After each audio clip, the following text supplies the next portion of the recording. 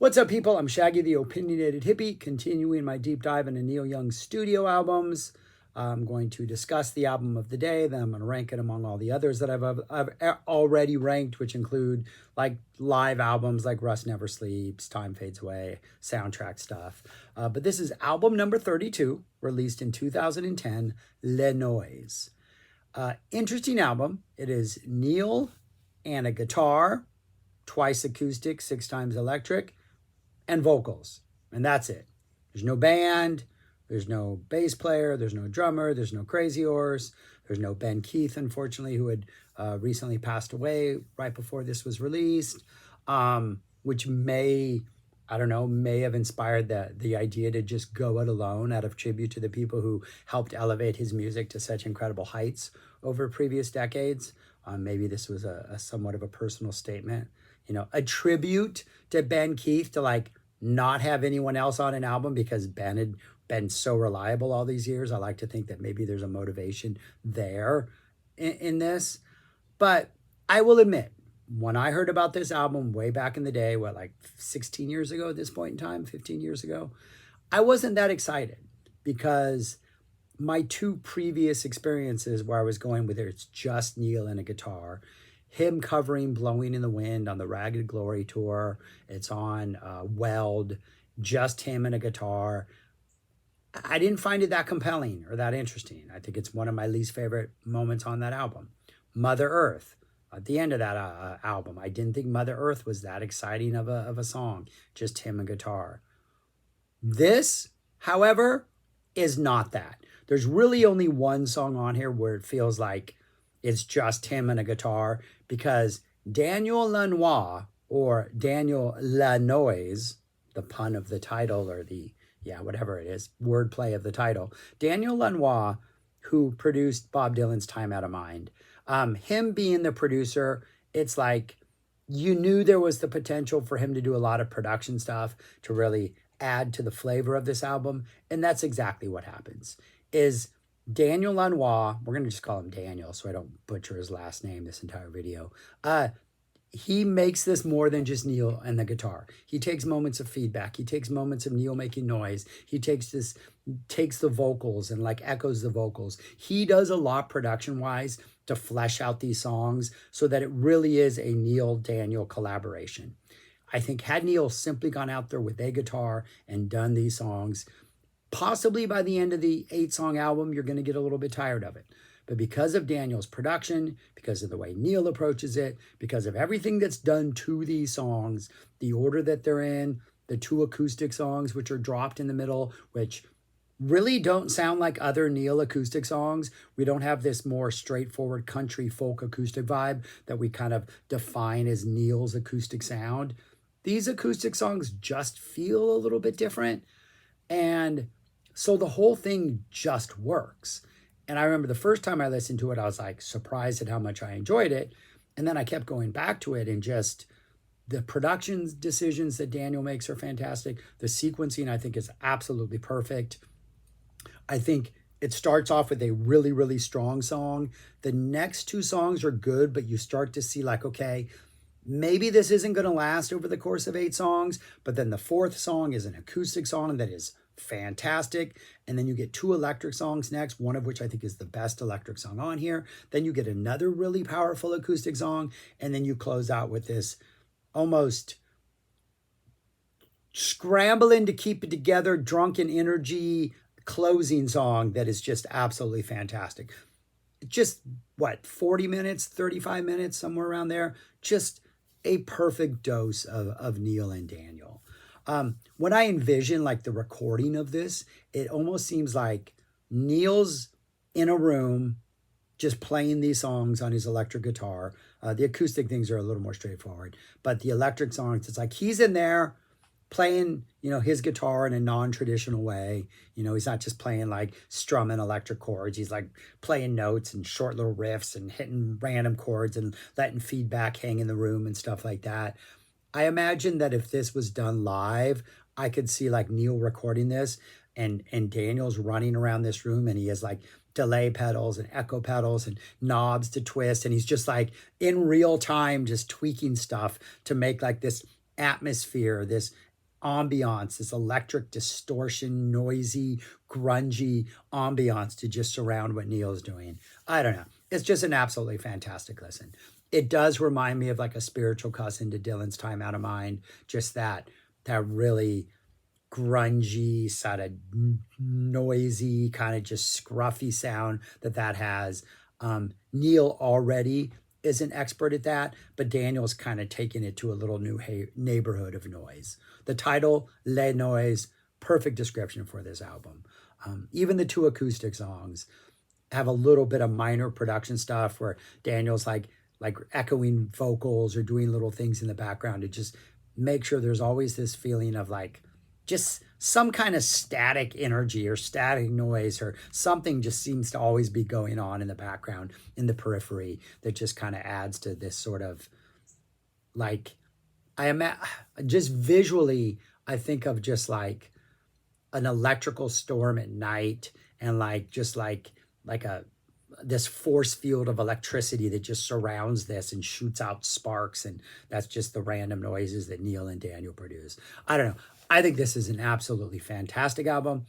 I think it exceeds expectations, and I think it gets better the more you listen to it.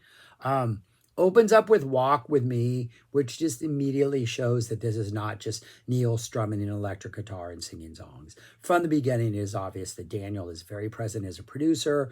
We have these moments where the song sort of breaks down and it sounds as if it's over, but like this like feedback will linger or this noise will linger and then we'll come back into the song. The end of it has this almost noise and randomness, almost like this pseudo electronic vibe to kind of play out.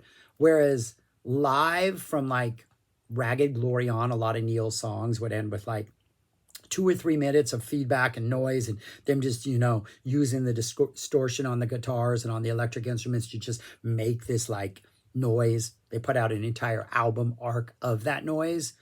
It seems like Daniel's doing that in the studio where these songs end with a minute and a half of just random noise and him tweaking Neil sounds, and it sometimes becomes this sort of pseudo electronic trippy vibe.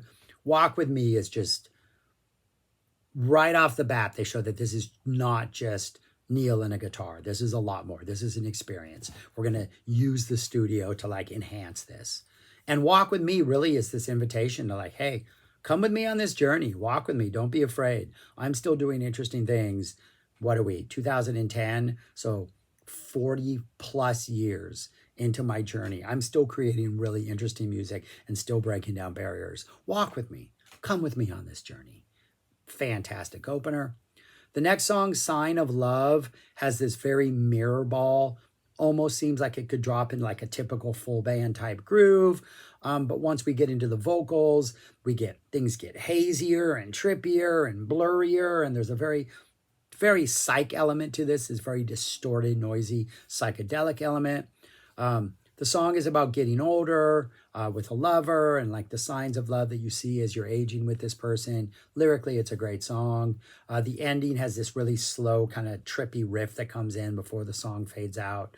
But you can see how this song, and then later on there's another song towards here, that you feel like they could be like full band Crazy Horse, Pearl Jam type electric type songs.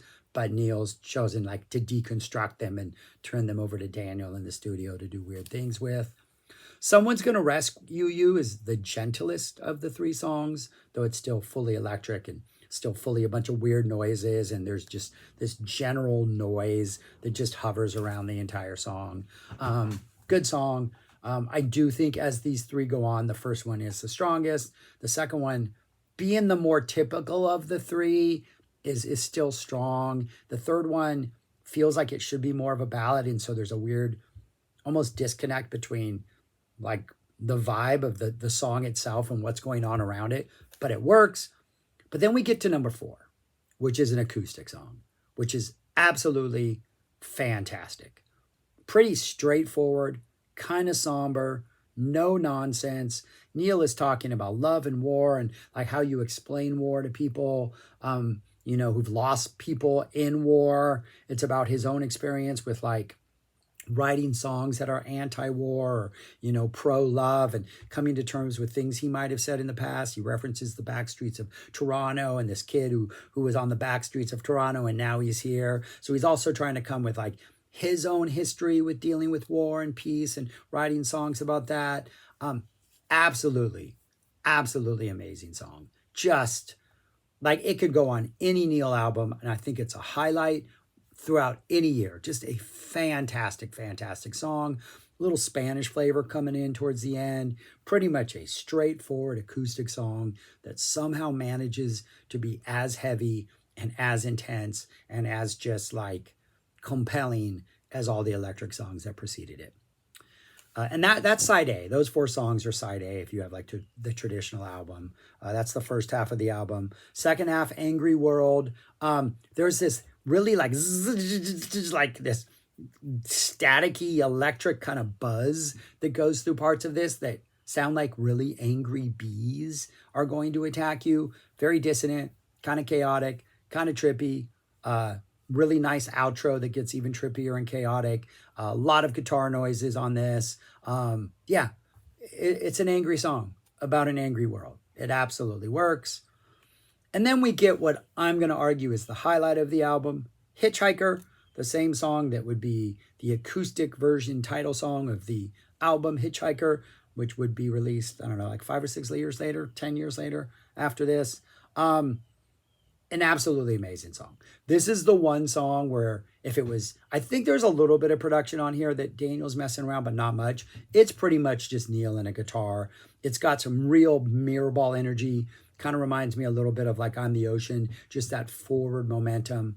The lyrics are about kind of the history of Neil's drug use throughout like his entire career. There's a bunch of lyrics here about being like an Inca from Peru, which would make it into trans, or which are from trans. Hitchhiker was composed in the 70s. He took some of the lyrics and put them in trans in the 80s, and now we get the full version here of the electric, and then we would get the acoustic version of this later on Hitchhiker. I think this is the highlight of the song. Lyrically, just Neil dealing with his own recreational chemistry past, the energy, the fact that this is the one song that doesn't need production tricks, doesn't need Daniel to add anything. It works simply as it is, as this straightforward solo Neil thing. And because it's dropped where it is on the album, like if this goes first, you're like, all right, this might actually work for 8 songs. And then as you go through the album, you realize that Daniel's having to tweak things to really diversify it enough to make it fully engaging. But to have it drop, like the 3 songs left on the album, there's 2 more after this, it just works. And it's like, all right, Neil's just going to step out on his own and just like play. And that's kind of all we need for this. And then, I don't know. And it's a song from the 70s and it's going to be released in acoustic. And we know how well it works in the acoustic version. Powerful, powerful song. I think it's the best thing on here. After that, we get another acoustic number, pretty long, like a 7-minute number called Peaceful Valley Boulevard. The music is kind of peaceful. The music is kind of calming. Lyrically, no.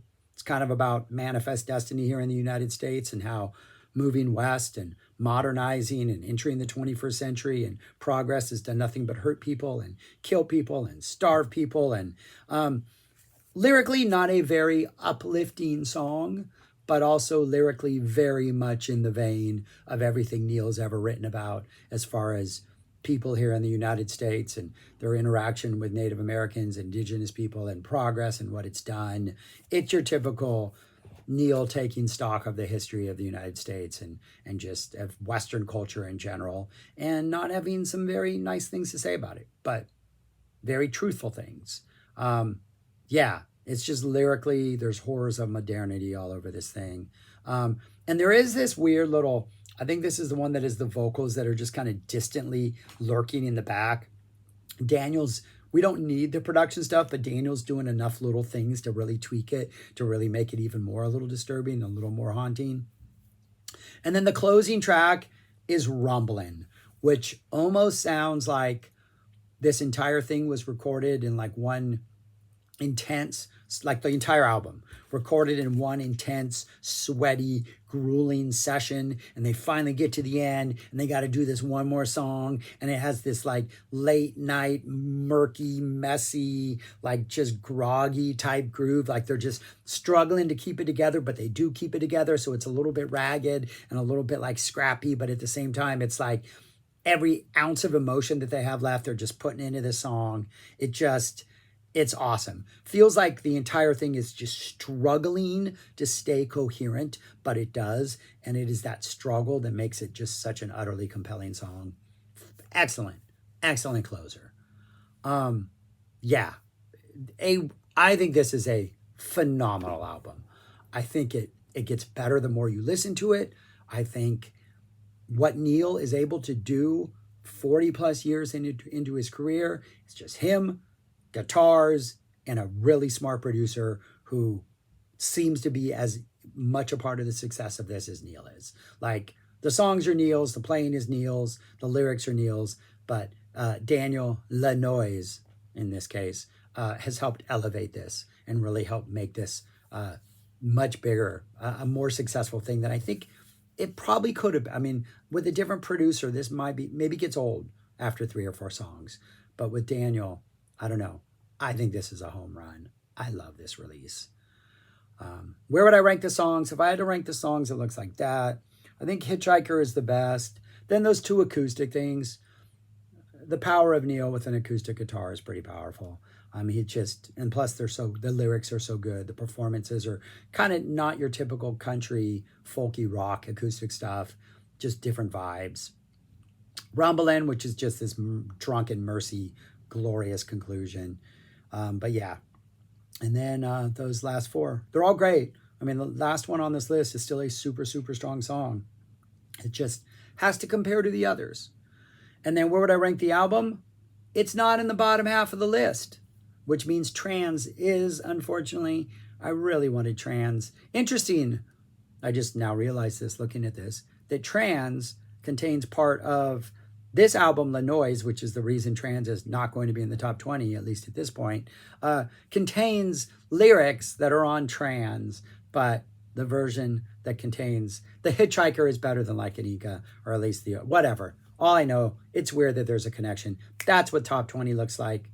We have this at number 17. I think this is the best thing he's done so far in the 21st century. And looking at this 21st century, this run in the aughts up through 2010, that's a comparable run with the 80s as far as a restless creative soul. Like, we got the Booker T album, we got a concept album, we got a protest album. What else do we have? We have a couple acoustic albums. And now we have this thing, this just him and, what a career, what a decade, what an artist. I bow down to this man. That's why I'm doing every single release he's ever done, because that's how fantastic Neil Young is. That's all I got. Thanks for watching. Let me know your thoughts on this album. Let me know if you don't like it, why you don't like it, all that kind of stuff, things I messed up on. But yeah, I think this is way better than it has any right to be. But Neil, he's been surprising me for 40 plus years. Why would he not continue to surprise? What a truly gifted, unique artist. I'm rambling. Thanks for watching. Subscribe, like, share, comment. Peace. Talk to you later.